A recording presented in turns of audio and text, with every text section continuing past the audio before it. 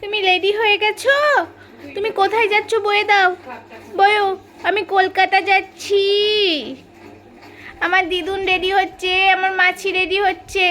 এই যে আমাদের ব্যাগ, অনেক ব্যাগ আছে। এই বলে কলকাতার ফার্স্ট টাইম আমি ট্রেনে চাপবো। আমি ফার্স্ট টাইম ট্রেনে চাপবো। হ্যাঁ, চলো আবার নতুন করে পথ চলা শুরু হচ্ছে। আবার নতুন সংসার, নতুন করে গুছানো, নতুনভাবে সব কিছু শুরু। তার জন্য মা আর নিশাকে নিয়ে যাচ্ছি। হ্যাঁ, ঠিকই বুঝতে পারছো তোমরা। কলকাতায় বুবাই ফ্ল্যাট নিয়েছে। ওখানে আমাদের যেহেতু ওর অফিস খুলে যাচ্ছে, তার জন্য ওখানে আমাদেরকে থাকতে হবে। তো পুচকু তো এখন খুব ছোট, জানি না কতদিন থাকতে পারবো না থাকতে পারবো। মাঝে মাঝে যাবো আসবো।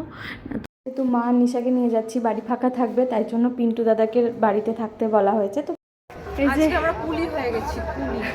এই কটা মাল, এই কটা না অনেক, তিনজনে পাগল হয়ে গেছি, প্রচুর বই নিচে। আর এই যে এত বড় সিঁড়ি, এই যে সিঁড়ি। তারপর বাড়ি থেকে, আর আমাদের বাড়ি থেকে স্টেশন খুবই কাছে, কিন্তু আজকে রাস্তার হেরা হয়েছে বলে অন্য রাস্তা দিয়ে আসতে হলো। আর এত রাতে টুকটুকও পেলাম না।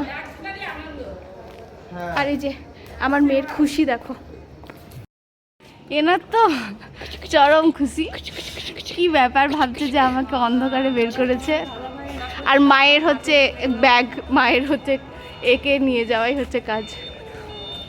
কোন প্ল্যাটফর্মে আসবে জানি না, যেরকম অ্যানাউন্স করবে সেরকম আমরা নামবো। এখন এখানেই আছি আমরা,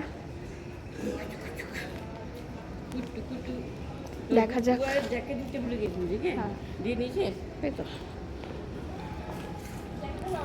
এখন বাজছে ভোর 5টায়, জাস্ট ট্রেন থেকে নামলাম আমরা। হ্যাঁ, মাঝখানের সময়টা আর দেখানো হয়নি, কারণ ট্রেনের ভেতর ছিল ভীষণ অন্ধকার, সবাই ঘুমিয়ে পড়েছিল। তো আর করা হয়নি। আর মেয়েকে নিয়ে, জিনিসপত্র নিয়ে আর করা হয়নি। ও তো ট্রেনে মোটেই শুয়ে থাকবে না, ও শুধু ঘুরে বেড়াবে।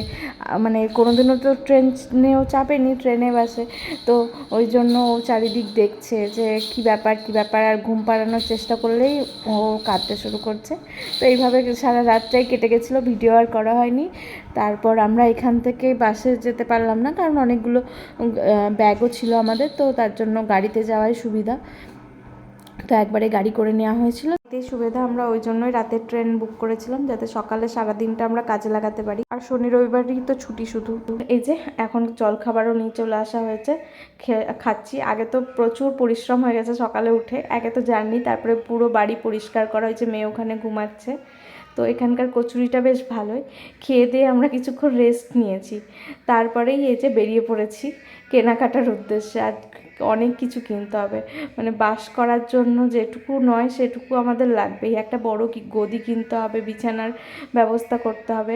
তারপরে এই যে চলে এসেছি, এটা হচ্ছে অ্যাক্সিস মলের সামনে, এখানে ডাব খাচ্ছিলাম। তো এর আগে তো বাবাই দাদের তন্নির সাথে অনেকবারই এসেছি।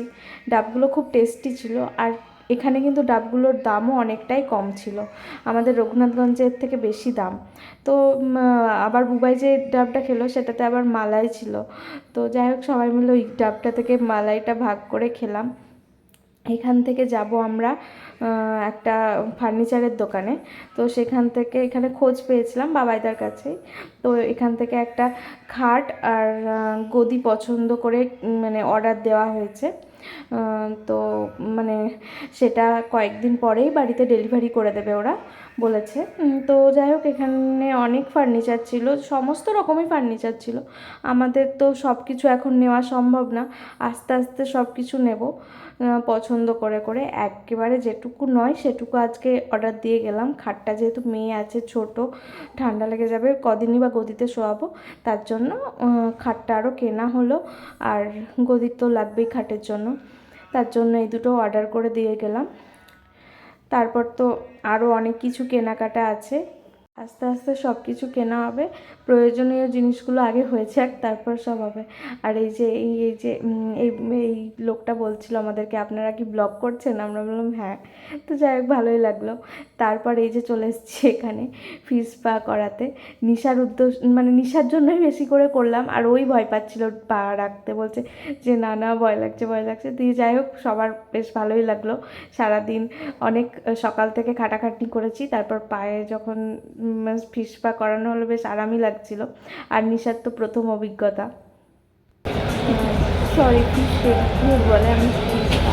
মাছগুলো ছাড়ছেই না। এর আগে তো করেছিলাম আমি তন্নি আর ভাই। তুই কিছু করিস না ওদের। এসেছিলাম আমাদের বাড়ি, তখন করা হয়েছিল। তারপরে মানে সেকেন্ড টাইম আমার তো বেশ ভালো কেমন লাগছে? এবার যেন মাছের পরিমাণে একটু বেশি আগের বারের থেকে। আর এই যে নিশা এখানে আমাদের ভিডিও করে দিচ্ছিল, বেশ ভালোই লাগছিল। পাটা মাছগুলো এসে কুটকুট করে করছিল, মজাই লাগছিল। যারা এখনও করনি তারা করতে পারো, আর যারা করেছো তাদের কেমন লেগেছে অবশ্যই কমেন্ট করে জানিও। আমি ভাবছিলাম আমার মেয়েটাকে যদি এখানে নিয়ে এসে পাগুলো ডুবিয়ে দেওয়া হয় ও কী করবে, ও তো বোধহয় মাছগুলোকে ধরে ধরে ফেলবে, সব খেলা করবে মাছগুলো নিয়ে, এইসবই বলছিলাম। আর ওইদিকে মা আছে বলে কত সুবিধা বলো তো, ওই জন্য মেয়েকে মায়ের কাছে রেখে নিশ্চিন্তে এসব করতে পারছি। যদি মা মানে মা নিশা না আসতো তাহলে কি সম্ভব হতো? তাহলে যেটুকু কাজ সেটুকু একটার বেশি দুটো করা যেত না, কারণ মেয়ে থাকতো। তারপর এই যে দুজন চলে এসছে বডি ম্যাসাজ করাতে, কারণ এদেরকে অনেক দুজনকে ব্যাগ বইতে হয়েছে, তার জন্য 50 টাকা করে 6 মিনিট। আমি আর বডি ম্যাসাজ করিনি, ওরা করলো। আমি করলে আরও দেরি হয়ে যেত, তার জন্য তারপরে কোটোকাটা কেনা ছিল, সেগুলো কিনে ক্যাব বুক করে ফিরছি বাড়ির পথে। এই যে দেখতে পাচ্ছ, আর এখন অনেক বেলা হয়ে গেছে। এই বেলায় আর আমাদের রান্না করা সম্ভব না, কারণ কিছুই নেই বাড়িতে, শুধু ইন্ডাকশানটাই পড়ে আছে। চাল লাগবে রান্না করার জন্য, তো ওই বেলায় আলু সেদ্ধ ভাত রান্না করে খেয়েছিলাম, কিন্তু এই বেলায় আর সম্ভব না। অনেক কিছু কেনা হলো, তার মধ্যে যেগুলো বাড়ি এসছে সেগুলো দেখে। আর কিছু বেড দেখালাম তোমাদেরকে, গেছিলাম বেড আর মানে খাট আর গদি, ওটা অর্ডার দিয়ে আসা হয়েছে, ওটা বাড়ি চলে আসবে। আর এগুলো কিনে এনেছি, বোতল, কৌটো, এই যে স্কচ ব্রাইট, ফিনাইল, অনেকগুলো কৌটো কিনে এনেছি, ছাঁকনি, বোতল, স্টিলের বোতল নিয়েছি, তারপর ভিম লিকুইড, তারপরে যে গ্রেট করার গ্রেটার, তারপরে এই যে বড় একটা ছাঁকনি, তারপর নিয়েছি ওই যে এটা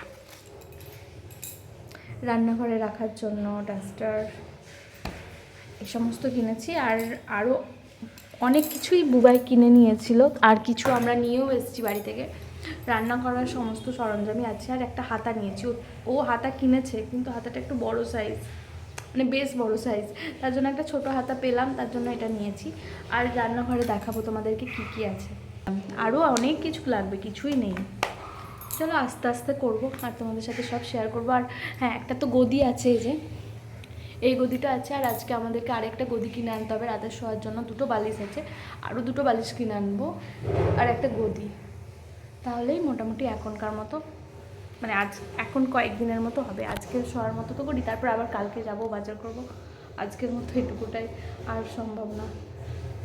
আমরা তো বুবাইকে জোর করে করছি, ওর শরীরই চলছে না, কারণ সারা রাত এসছে, টায়ার্ড। যাই হোক, চলো কাজ করি। আমাদের এখনও খাওয়া হয়নি, খাবার অর্ডার দেওয়া হয়েছে, যেহেতু চালটা কিছুই নেই। দুপুরবেলাটা এভাবেই খাই, রাত্রেবেলায় নিজেরা সেদ্ধ ভাত করে নেবো। কোটো কিনে নিয়ে এলাম, চাল কিনে নিয়ে আসবো, ভাত, আলু সেদ্ধ, ডাল, এইরকম কিছু করে খেয়ে নেবো। কোটোগুলো মা পরিষ্কার করছে, আমি মুছে নিচ্ছি। মা ধুয়ে ধুয়ে দিচ্ছে, আমি শুকনো কাপড়ে মুছে দিচ্ছি।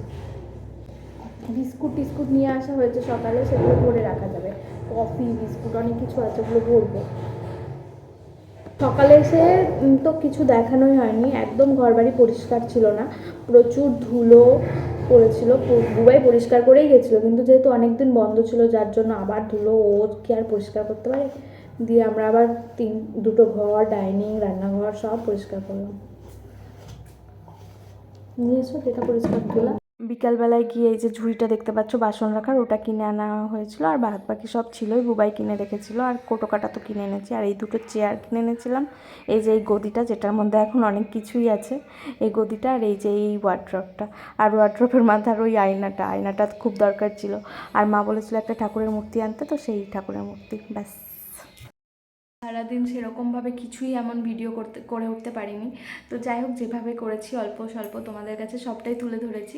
তো যদি ভালো লেগে থাকে তাহলে অবশ্যই কমেন্ট করে জানিও। আর হ্যাঁ, এবার থেকে আরও ইন্টারেস্টিং, আরও অন্যরকম ভিডিও আসছে, কারণ নতুন সংসার, নতুনভাবে গুছাবো, তো সবটাই তোমাদের সাথে শেয়ার করার চেষ্টা করব। চলো, ভিডিওটা এখানেই শেষ করছি। যদি ভালো লাগে থাকে অবশ্যই কমেন্ট করে জানিও, আর একটা লাইক করতে ভুলো না। চলো, টাটা।